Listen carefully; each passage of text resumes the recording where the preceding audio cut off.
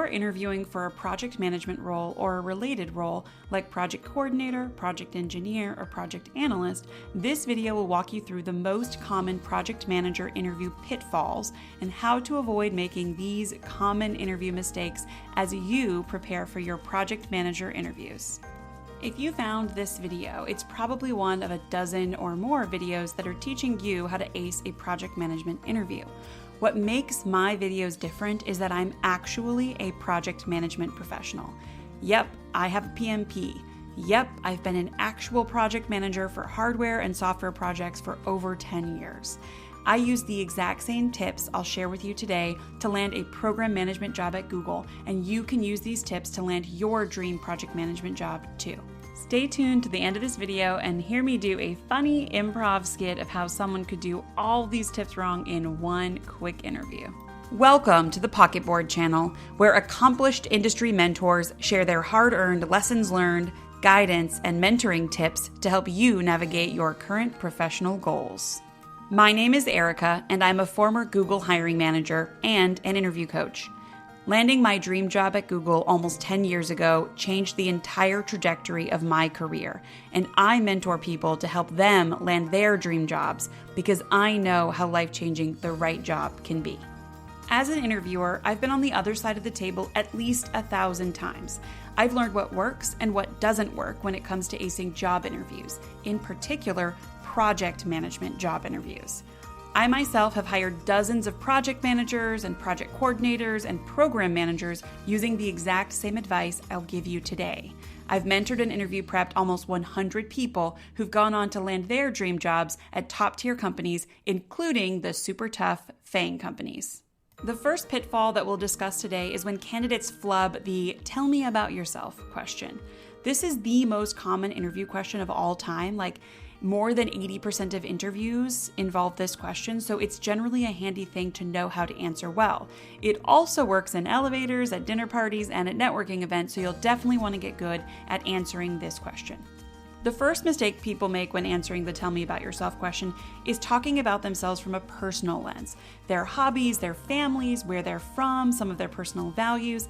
This is absolutely not what the interviewer wants to hear.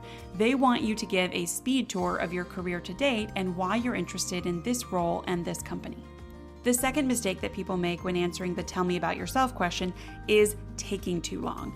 As an interviewer, I want a speed tour of your career and why you're interested in the role, not your retelling of a modern version of the Iliad with you playing the main character in your epic career tale. Keep it short. Less than 2 minutes is ideal. The third mistake people make when answering the "tell me about yourself" question is not doing a good job of inspiring the interviewer. The best advice I can give you is to think of this answer as a very, very short documentary about you.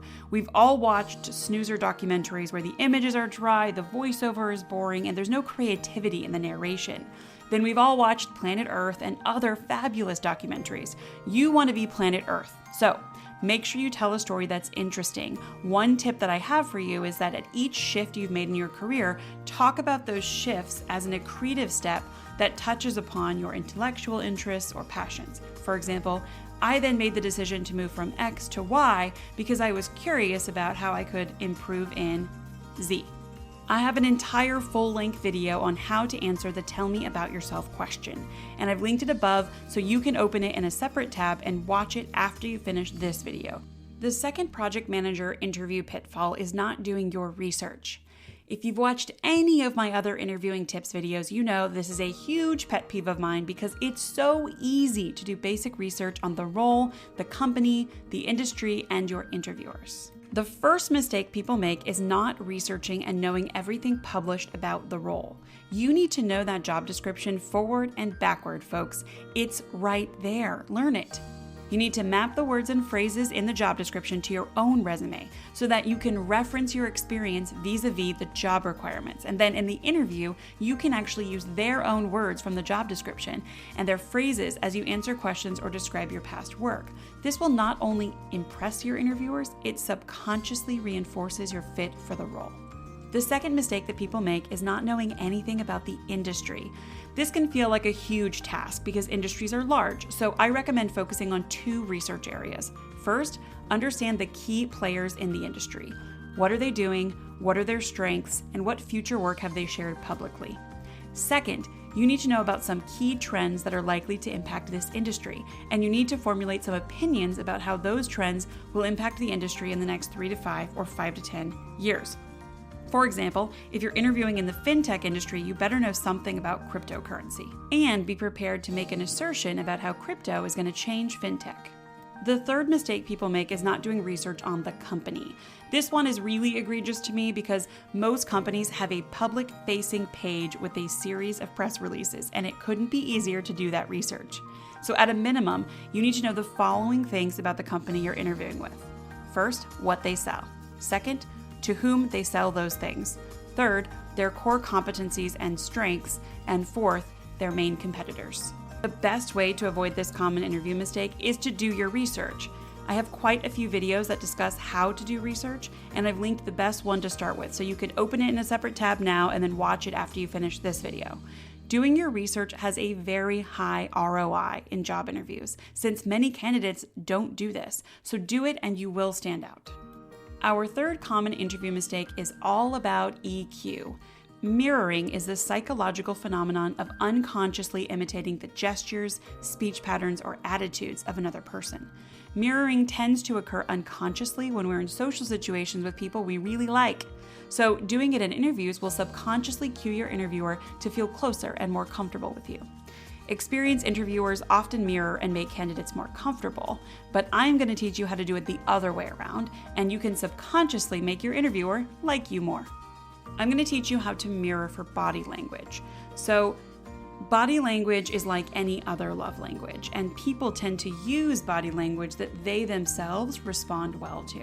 So if your interviewer is leaning in, you should lean in. If they're sitting up straight, you should sit up straight. If they're using quite a few facial gestures, you should too, as long as you can do this comfortably. Mirroring when it comes to verbal language is the practice of using the same words and phrases that the other person is using. I often introduce jargon into interviews to see if the candidate will pick up on it. Many do, but some don't, and I think that's a mistake because they're leaving a lot on the table. Using verbal language mirroring shows to me that you're a quick study, you're actively listening to what I'm saying, and you're eager to learn and to map your knowledge and your experience set to the words and phrases that I am using that are familiar and natural for me. Our fourth common project manager interview pitfall is too much focus on certifications. For example, the PMP, Project Management Professional, or Scrum certification, or Agile certifications. Certifications are great at lending proven frameworks and a common language to project managers and their teams. But if you come across as leaning way too hard into the philosophical and academic side of project management, this can be a red flag on your ability to execute. The biggest mistake project managers make is focusing on telling the interviewers about what you know. For example, how to do a PERT analysis, or teaching them about the Agile Manifesto, or sharing with them what you believe is the right number of points to assign to a given story. You don't realize it, but you're leaving so much on the table by focusing on the frameworks over sharing your achievements. Remember that certifications are really just a tool or a starting point. You'd never be impressed by a contractor showing you their impressive collection of hammers. You'd want to see the incredible roof they built with those hammers. Same goes here. Tell me what you built and why it mattered. Share your achievements over what you know, or the tools you have in your tool belt.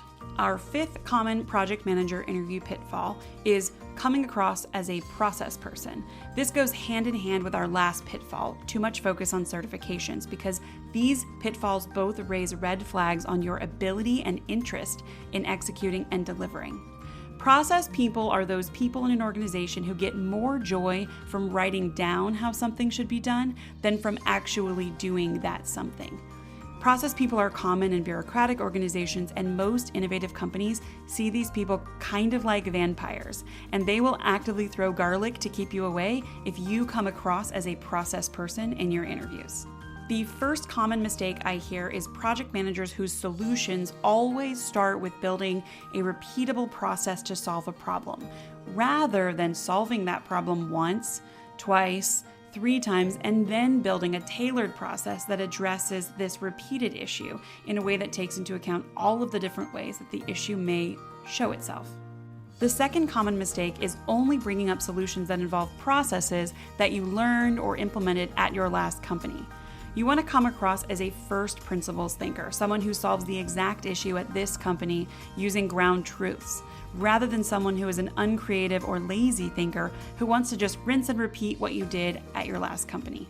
To avoid coming across as a process person, lead with the problems that you were solving, the surrounding circumstances and limitations, and then show how you solve the problems in ways that were lean and that only fixed what was needed without having to boil the ocean or preemptively solve non-problems. And you will want to explain how you solve problems from a first principles perspective. Lastly, you generally want to avoid bringing up processes that you built or use in a past job unless you're specifically asked about it. And even then, make sure you caveat that every process needs to be tailored to a given culture, situation, problem, and organizational constraints. Our sixth common interview mistake is providing answers at the wrong level of detail. This can raise red flags for multiple reasons, and I'll explain these red flags with each of the common mistakes. The first common mistake is giving too much detail.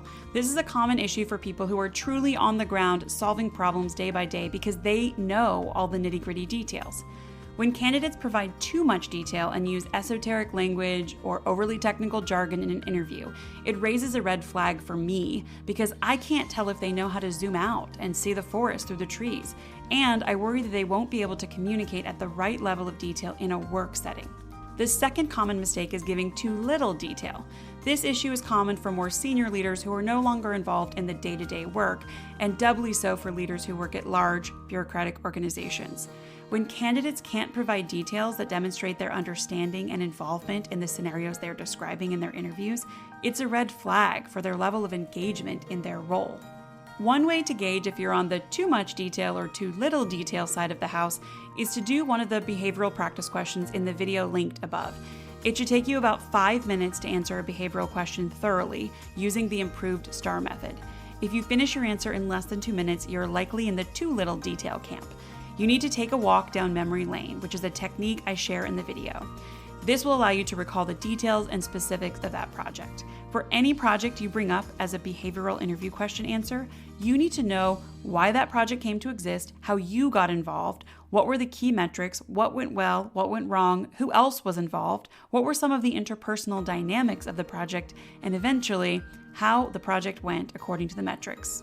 If your practice answer takes longer than 5 minutes, you may be on the too much detail camp. You will need to record yourself answering the question and play it back. Where did you find yourself using excess words or providing irrelevant levels of detail? Start to cut it down until your answers fit into 5 minutes. I often recommend to people that I'm coaching to use an improv technique. This technique involves you telling the story in your natural length of time and then forcing yourself to do it in half the time. And then again in half the time, again and again and again until you have to tell the story in 1 second.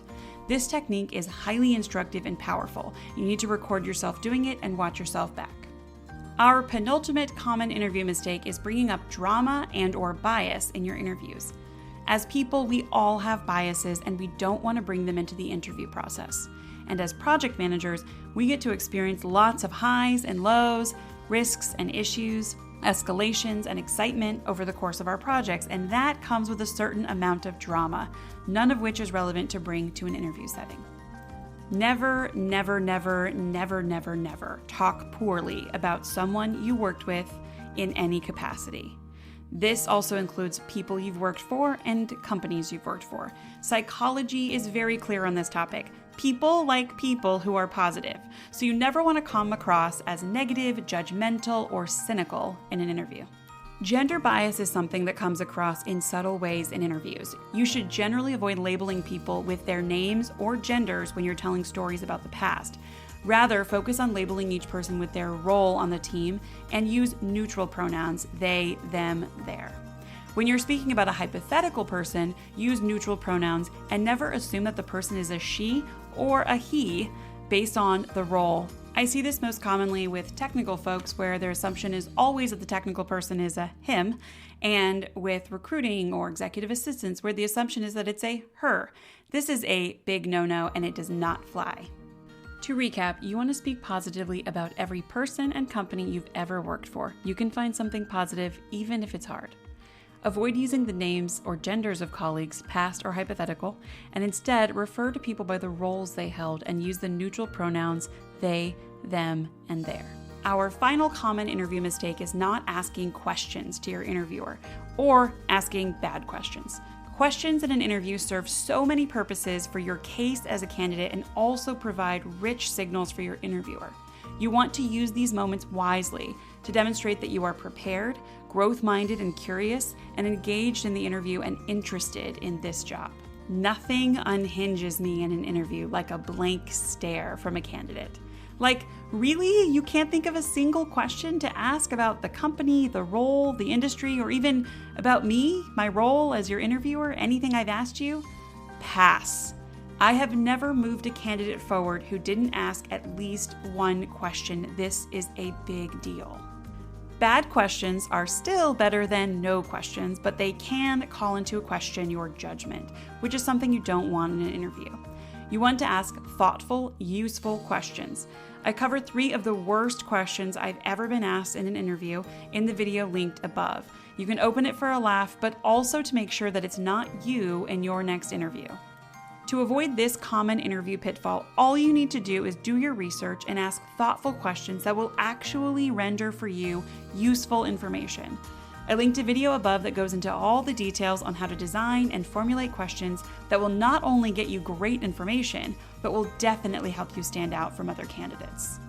As promised at the beginning of this video, I'm going to do an improvised skit where I ask myself a question and then I answer it as the worst candidate ever, breaking all the rules I just shared and making all the mistakes. I hope you get a laugh from this, but also if you see any bits of yourself in there, make sure you address these pitfalls with the advice I provided in the video. Oh, hello, Erika. I'd like to ask you to tell me about yourself. Oh, great. Thanks for asking. It's a really long story. So first of all, I think you should know I really love cats, especially my orange tabby cat, Toby, but that's maybe a story for another day. I'm sure you want me to talk about my role. So, okay, where to start? Well, I started my career 20 years ago back in this place, and it was a really, long time. Oh, actually, I don't remember the details. Maybe I'll come back to that. But let me tell you a little bit about my reasons for wanting to work at this company. I'm super excited about the interesting work that is happening at this company. And I'm really excited about the industry. And remind me just what is this, a project manager role or a project coordinator role? Oh, project manager. Yep, I remember now. Yep, I remember reading the job description. Okay, great. So that's a little bit about me. Okay. Okay, great. Before we get started, do you have any questions for me? No, I don't think I have any questions. Let me just look at my paper. Nope, I wrote down nothing. But I'm happy to answer any questions you have for me. Okay, wonderful. Okay, well, maybe we can just start by having you give me an example of a time when you had to solve a really difficult problem.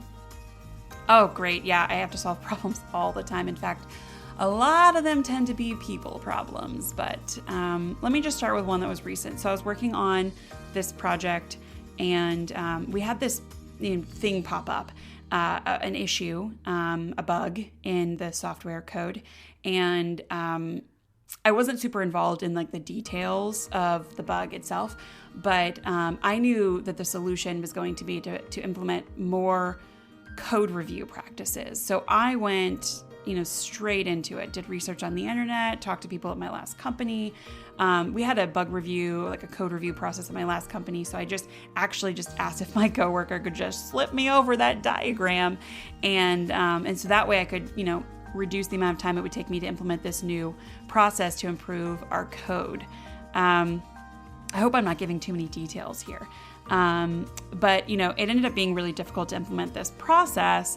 And, look, I know process. I have a PMP. I am a certified Scrum process professional. I have been building processes for my entire career. I am a black belt Lean Six Sigma extraordinaire. And I know that what I was doing was the right thing to do. But one of the engineers on the team didn't agree. He was extremely rude. His name is Brutus. And Brutus was just, I don't know, if you've ever worked with somebody who's just hard to work with, that's Brutus. And he wouldn't accept my process. He was saying, this problem can't be solved by, throwing diagrams at it. And he didn't think that the problem would be solved by better code reviews. So yeah, that was really the most difficult problem that I've solved recently. Okay, thank you so much, Erika. Do you have any other questions for me now that we've gone through the interview? Nope, no questions for me. You've been fabulous. Just really appreciate the thoughtful questions you've asked of me and looking forward to hearing back from you guys. Thanks.